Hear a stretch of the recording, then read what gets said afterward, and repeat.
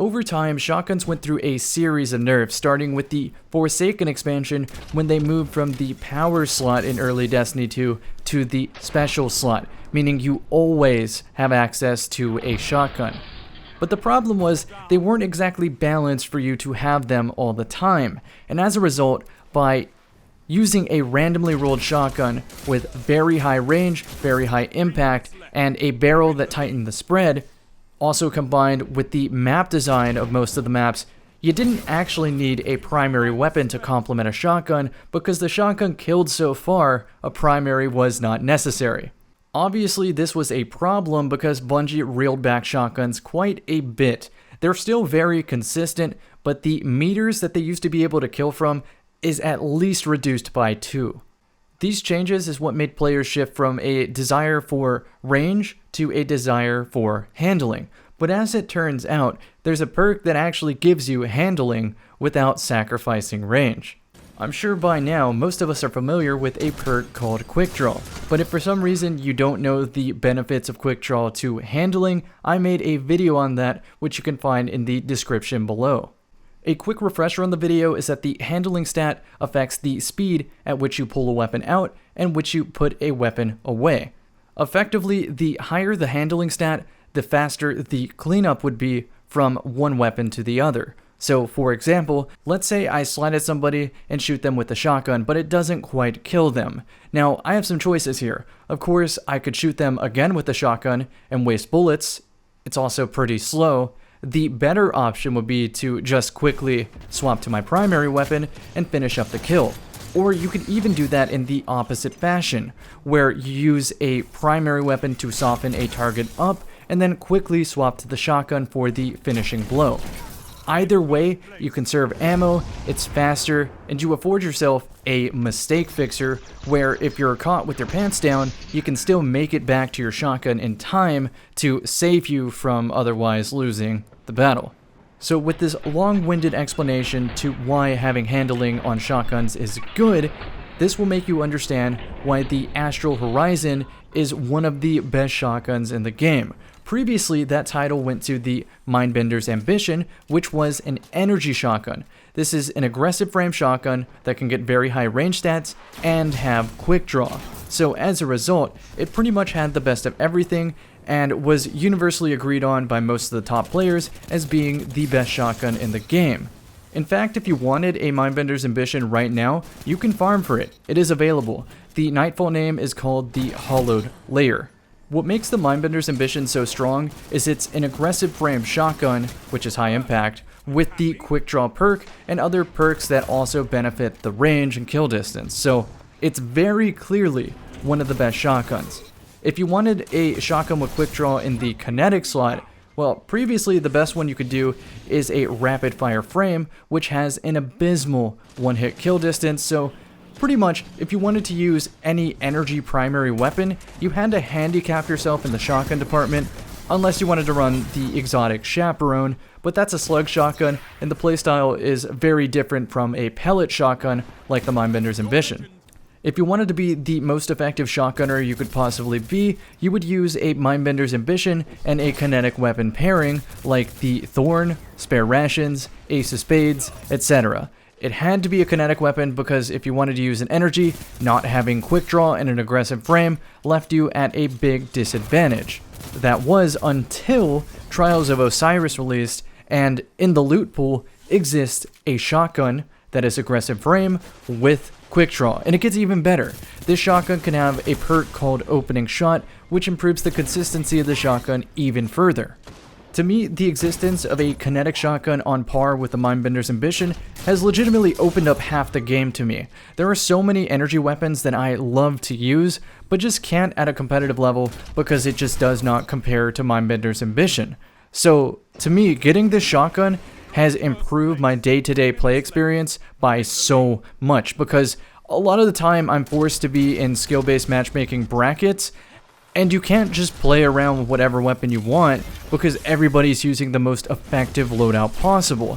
And this kinetic shotgun has made so many more loadouts the most effective possible. For instance, if you've been paying attention to a lot of this background gameplay, you'd see energy weapon favorites such as the Kindled Orchid. This is a hand cannon that's 140 RPM, available from the Black Armory Forges, and mine has a roll that features Quickdraw. Yes, again, so I can get from my hand cannon to shotgun or shotgun to hand cannon a little bit faster, but it also has explosive rounds on top of a wonderful stat package. It's one of the best hand cannons in the game, and I can't believe it doesn't get more attention. Well, I know the reason that it didn't get a lot of attention. You couldn't use it with Mindbender's Ambition. Until now. You also see weapons like Hardlight, I'm sure you're familiar with it. I prefer the Tommy's Matchbook. The reason for that, Drewski just mentioned in his video, so go check that one out. There's also the Fighting Lion. There's also the Polaris Lance. This is an exotic scout rifle. I consider it one of the best in the game, but it is currently bugged right now, so maybe use a different scout like the No Feelings, which features box breathing on a 180 to give you a very fast time to kill. There's so many good energy weapons in this game. I feel like I'm just scratching the surface with the combinations featured in this video. You also saw the Gnawing Hunger, the Horus Lease, which is the inverse Redrix's broadsword. This one's a rapid-fire frame pulse rifle that has rangefinder and kill clip, so once you activate kill clip, you can two-burst people. Oh yeah, and there's also Sunshot.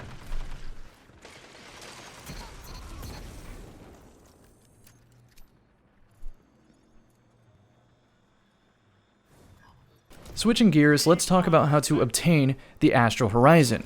Now, it has to be a certain week. Last week, you were able to get the shotgun at 3 wins, but in a future week, it might be at 5 wins, it might be at 7 wins, it might even be flawless. If you already obtained the Astral Horizon last week, but maybe want a better roll, you can still go for it by farming tokens and turning those into Saint 14, because any weapon you unlocked is added to the loot pool. So if you still don't have a bare minimum good roll of the Astral Horizon, then I highly advise that you continue to farm for it before your loot pool gets too big. Because I ran the numbers. Getting the bare minimum roll of Rifled Barrel or Full Choke, Assault Mag or Rackerized Rounds, and just Quick Draw, not even considering the other perks of the Masterwork, this could take you, if you're efficiently farming, like 600 games. Now, for the same roll comparatively on a Mindbender's Ambition, you should expect to do around 24 to 30 strikes. As a Destiny enthusiast, I don't really vibe with these odds, considering that in other MMOs, the S-tier loot, so in this case, I consider the Astral Horizon and the Mindbender's Ambition to both be the best of the best. Usually, you can obtain these one of 2 ways. It's either through a very long and chill grind, or a short, skill-based grind. And Trials of Osiris breaks that rule. Not only is it skill-based, but it also is over 10 times as unlikely to get the same roll. So when I put it in those terms, it would make sense that even for the teams that hit 3 wins and farm the shotgun, a lot of them still don't have a good variant of this shotgun. So the fact that I see some people with perfect rolls, count your blessings. Let me know in the comment section if you did get the God roll and how it's performing, because I want to live vicariously through you, because I may never see, no, I'm probably never going to get this shotgun. I got the bare minimum, and I'm happy with that. Moving forward, just logically speaking here, Bungie has to change the loot system. If they don't, we're going to be in a situation where this Astral Horizon bare minimum roll is harder to get than things in the past like Redrix's broadsword or even Not Forgotten. But if somehow the system doesn't change or it's very slow to change, there is going to be a necessity for players to get good.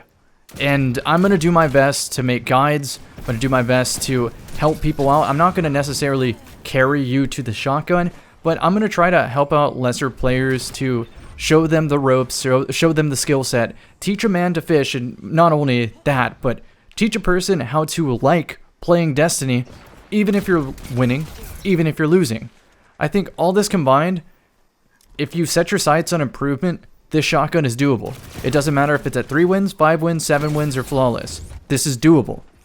And if you're the self-defeatist type and think, oh, this isn't doable, I only match sweats, well, you only think they're sweats because you're not as good as them. Yet, if you were as good as them, you would just call them another player, an enthusiast, right? So, if you don't like PvP to begin with, why are you farming a PvP shotgun? Why is that? Why you set your sights on a PvP activity for weapons and things that usually benefit PvP. And even if these weapons did benefit PvE, right? Like these were some of the best in slot for a world's first raid attempt or something like that. Well, then you just gotta accept that you might not have the best in slot, and you might be forced to use the second best in slot, because this is a gross double standard, where PvE players and PvP players are constantly butting heads, telling each other that their side deserves to have the good loot, and that if the other side wants it, well then they have to step up to the challenge. The challenge being either a raid or a competitive playlist. Me personally, I think as a community we really need to cut this shit out. We don't need to have this hard divide between a PvE player and a PvP player. Let's just all be Destiny players. What a concept.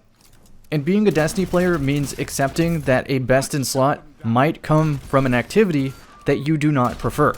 I'm really hoping that in the future Bungie hits a very good compromise here, where they say that, yeah, a best in slot might come from PvP if you're a PvE player, or vice versa, or maybe they might even make some changes to Gambit. Please, take away the armaments. Tangent aside, this compromise will be that the better an item is, there should be a skill-intensive route to curb RNG. Meaning, let's use the shotgun as an example. For me to get the desired roll, there should be some extra tier of difficulty where if I'm hitting that tier, it's much more likely to drop, let's say, Quickdraw, and that automatically makes my odds so good that there's no reason to token farm. Instead, I maybe go for the 10 wins in a row after Flawless, right? And no one's going to complain, because they still have a chance to get the shotgun in the first place. And now, flip this side. On the lower end, let's say the lesser skilled players who struggle to even get to 3 wins in the first place under normal circumstances. Well then Bungie should implement a system at which you can pick up a bounty that designates one piece of loot out of the entire loot pool. So in this case, let's say out of all the Trials weapons, you really want the shotgun most of all.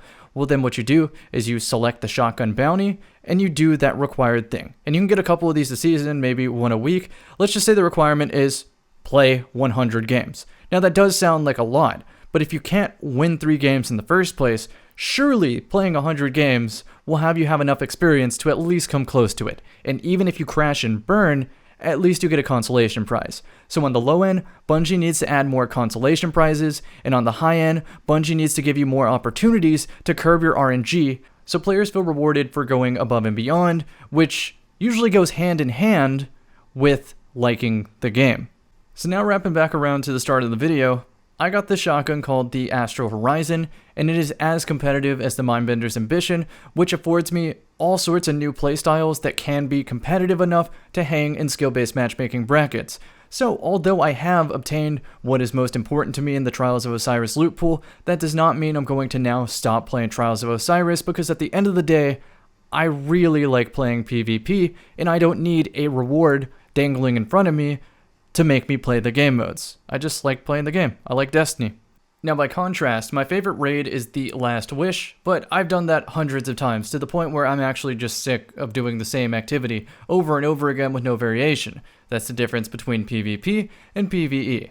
Since I spent a lot of this video talking about how to fix the Trials loot system, let's talk about PvE just a little bit. I've done hundreds of Last Wishes, but I don't necessarily have all the loot I want, the best in slots for PvP that come from this raid.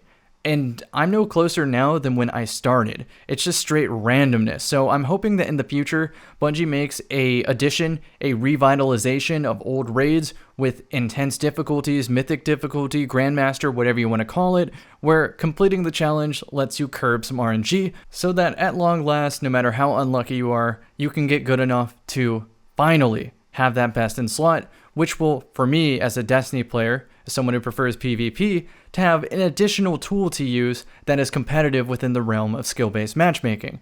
Now, there are individuals that really enjoy PvE. They will do raids just for fun, and they'll take self-imposed challenges and do all the triumphs and that sort of thing. And that's great. I think for them, an additional title, a additional cosmetic for, let's say, timed raids, like a time attack raid or a score attack raid, that would be such a cool system. The cherry on top of a Grandmaster rework to raids to revitalize people doing them and make that content relevant again. I have to put this disclaimer here because while I think it's assumed, a couple people don't think it is. I'm playing armchair developer right now. That does not mean I think game development is easy. The people at Bungie are very passionate developers, and they make some good stuff. So please keep that in mind whenever you comment, and you should comment. Let me know what you think of these ideas and how they can be more realistically implemented, and maybe what some additional things you think would improve the game are. Thanks, everybody. I'll see you in the next one. Hopefully, I'm still wide awake for Trials when it launches. I should be there. Twitch.tv/CammyCakes.